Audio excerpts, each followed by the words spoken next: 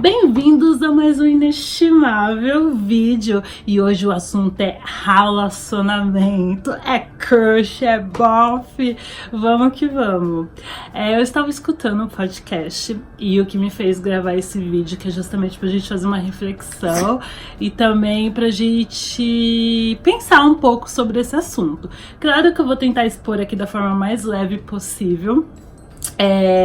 Mas eu estava escutando esse podcast, o entrevistado nasceu na mesma cidade do que eu, a gente tem mais ou menos a mesma idade, e ele estudou no colégio técnico, no mesmo que eu estudei, foi bolsista. Cristal, você quer ir embora? Cristal, gente, essa daqui é a Cristal, a cachorrinha da minha roommate, ela é uma fofura.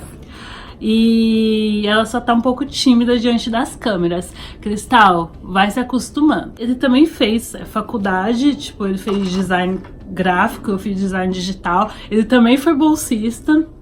Eu também fui, então a gente tinha muitas coisas em comum. Só que ele veio morar nos Estados Unidos num período diferente do meu. E, enfim, e aí ele tava contando toda a história dele, porque ele tem um projeto bofe super engajado, com um projeto na África, assim, e tipo assim, eu adorei tudo que ele contou. Cristal, você quer aparecer, ó? Ou você aparece, isso, aparece assim, bonitinho. E aí ele contando as coisas, assim, eu fiquei encantada e fui me encantando cada vez mais a ponto de eu tomar uma iniciativa. E eu peguei... Ai, Cristal. Ai, meu Deus. Tá bem, Cristal? Tá bem aqui. Eu sei, Cristal. Eu também tô emocionada com o assunto. E aí eu tomei a iniciativa e adicionei ele no Facebook. Mas assim, gente, sem nenhuma segundas, nem terceiras, nem quartas intenções.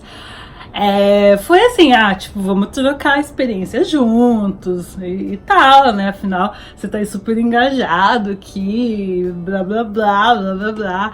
E aí, tipo, eu mandei mensagem pra ele no Facebook.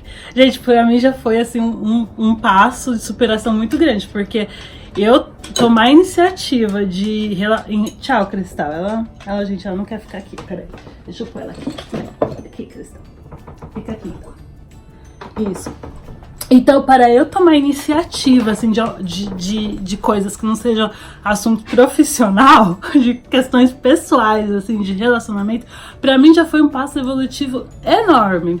E aí eu comecei a conversar com ele, E nesse momento que a gente foi conversando, a gente tinha muito mais afinidades do que aquelas que eu detectei no podcast que ele apresentou. Que ele foi como entrevistado, na verdade. E aí eu peguei e falei assim, gente, é Cristal ali, ó. Tá participando do vídeo também. Bom que eu não me sinto só aqui, né? Eu e essa câmera, é Cristal e eu e vocês. Não tô sozinha, não.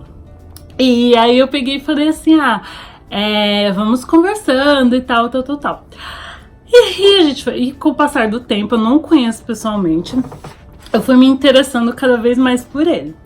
Aí, gente, eu fico com vergonha de contar, assim, porque, enfim, eu tenho vergonha, mas eu vou contar mesmo assim, porque às vezes você tá passando por isso, e aí a gente pode conversar juntas sobre esse assunto, né? E aí eu peguei, e a gente conversando e tal, e aí eu liguei pra minha amiga, pra falar assim, ai, minha amiga, tipo, minha best. Eu falei assim, best, você não sabe, eu acho que eu tô gostando de uma pessoa. Aí minha amiga começou a morrer de rir, falou assim, Inês, mas é daí dos Estados Unidos? Eu falei assim, não, é brasileiro. Aí ficou aquele 1 minuto de silêncio na linha.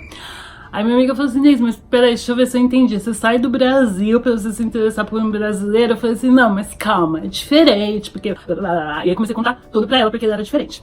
Não, calma, amiga, é diferente. E aí, beleza, e ela me ouviu. Ela pegou e falou assim, Inês, ele é branco ou ele é preto? E essa pergunta me pegou assim de, sabe, sopetão. Eu falei assim, ele é branco. Aí ela falou assim, Inês, você sabe se ele é racista? Aí eu fiquei pensando, falei assim, então, eu entendi porque minha amiga perguntou isso. Vários episódios que já me aconteceram, por exemplo, eu conheci um cara A gente tinha praticamente a mesma idade também, crossfiteiro, sabe? Tipo, todo fitness, inteligente e tal, falava não sei quantos idiomas. E a gente foi desenvolvendo uma amizade bem bacana. E uma vez ele pegou e, tipo, me abraçou. E aí, quando ele me abraçou, eu comecei a fazer assim, gente, né? E aí ele olhou no fundo dos meus olhos e disse assim, Inês, você é como uma mãe pra mim. E aí eu falei assim, não, peraí, você nasceu em 85, né? Eu nasci em 87. Como assim uma mãe pra você? E aí eu fui pensando a respeito, porque não foi a primeira pessoa que falou isso. Eu também tinha outros amigos, até amigos na empresa mesmo que eu fiz, que me disseram a mesma coisa, Inês, você é como uma mãe. E eu tentava, e aí eu fui pesquisar a respeito. E aí eu li alguns livros, né, que depois, com o passar dos vídeos que eu for gravando, eu vou indicar esses livros pra vocês, que tem uns estudos que comprovam e que falam sobre esse assunto. E aí eu resolvi fazer um teste com ele, com uma dessas pessoas que me dissem anteriormente que eu era como uma mãe. Eu falei assim, escuta, quando você era pequeno, sua mãe trabalhava? Ele falou assim, sim, minha mãe, um desses caras, o crossfiteiro lá, me disse, sim, minha mãe, ela dava aula numa universidade e tal, e aí a fulana de tal cuidava de mim. Eu falei, essa fulana de tal, ele aliás, Inês, você tem que conhecer, ela se parece muito com você. E aí eu fiquei pensando, eu falei assim, então, claro, desde pequeno ele teve aquela figura da babá negra, da tia Anastácia, e na verdade ele tá me associando, por eu ser uma das poucas figuras negras na vida dele, né, no contexto de vida dele, ele tá me associando com aquela pessoa que cuidou dele. Então é muito complexo isso, porque é muito difícil você tirar essa imagem que você sempre foi, que você sempre foi exposto. Você sempre viu outras mulheres com outros fenótipos, sendo o que quisesse ser, né? Sendo atrizes, praticando esportes e tudo mais. Mas assim, as mulheres do meu fenótipo que entraram na vida desses caras brasileiros sempre foi na posição de subalternas. Ou sendo babá, ou sendo empregada. E isso tá tão enraizado que eu estava num local público. E aí chegou um menininho, acho que ele tinha uns 4 anos. Uma gracinha, ele me viu e deu pra mim, entregou um lixo. Acho que era um papel de bala, alguma coisa na minha mão. E aí eu peguei, me ajoelhei, abaixei pra falar bem no olho dele e falei assim, ai meu lindo, o lixo é ali, ó. E devolvi o papel na mãozinha dele. Aí os pais vieram com a cara no chão e pediram, ai desculpe, pegaram ele e levaram. Porque alguém falou para aquela criança, olha, as pessoas do fenótipo XYZ são pessoas que vão te servir. Ninguém falou, mas ele observou em torno dele. Então mesmo se passou, no caso desse cara que nasceu em 85 e olhou para mim e falou que eu era como uma mãe. E não é só isso. Uma outra pessoa também que disse isso, que tinha mais ou menos a mesma faixa etária que eu tive que ligar na casa dele por uma situação, e aí quem atendeu foi justamente a pessoa que era a governanta da casa dele, que já foi babá. E aí eu falei assim, oi, tudo bem? Aqui é a Inês. Ela, Inês, fulano de tal fala muito de você. Eu acredito que realmente ele tenha falado, que ele gosta de mim pra caramba. Mas é como quase todos os caras que tem mais ou menos a minha faixa etária e que se relacionam comigo, eles gostam de mim pra caramba, mas é um gostar que fica ali, que não pode se evoluir para um relacionamento afetivo, romântico, porque justamente já teve todo um storytelling desde 1500 que mostra que a mulher negra, ela está sempre, ou ela é escravizada, ou ela tem que trabalhar, ou ela tem que cuidar do filho dos outros, né? Eu até vi um quadro da Frida, que é justamente da Ama de Leite. A Ama de Leite estava lá amamentando a Frida quando a Frida era pequena. E aí A minha, lógico, né? Adoro a Frida, toda a história. Aliás, ela tá aqui em Nova York, no mês Internacional da Mulher, muito bacana. Mas aí eu fico pensando, enquanto minhas ancestrais amamentavam e cuidavam dessas crianças, quem cuidava das crianças das minhas ancestrais? Porque eu lembro quando eu era pequena, minha mãe era empregada doméstica e minha mãe me levava pra casa. E eu via minha mãe limpando e tudo mais, várias situações acontecendo com ela. Então a pessoa que cresce nesse ambiente, tendo contato com o fenótipo que eu possuo, sempre nessa condição, ela já tá, o storytelling já tá criado na cabeça dela.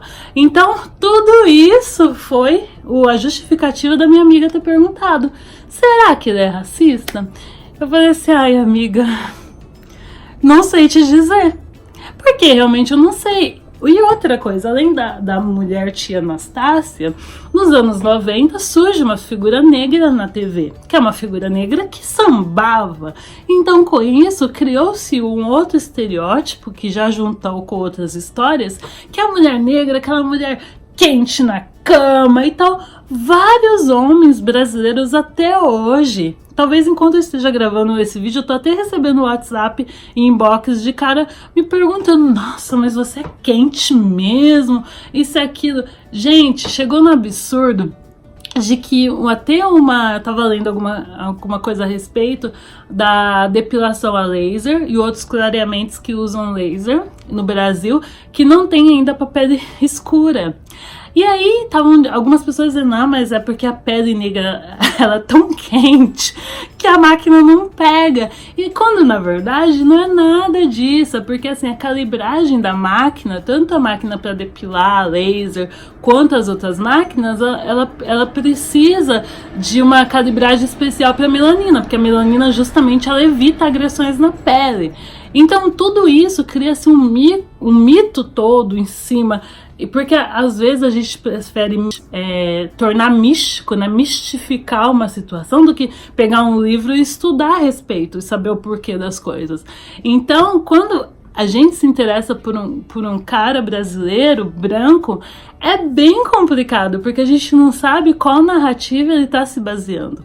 Só que esse cara específico, ele me falou uma coisa que me chamou muita atenção. Ele falou assim, Inês, eu sou branco, eu sou privilegiado, por eu ser branco, né? Levando em consideração que se você se você estudou, se você fez faculdade e quase não tinha negro na sua sala, por que não tinha negro? Sendo que 50,7% da população é negra. Então é porque teve pessoas que não chegaram ali na universidade. Então quem chegou é privilegiado. Então ele sabia do lugar de fala dele.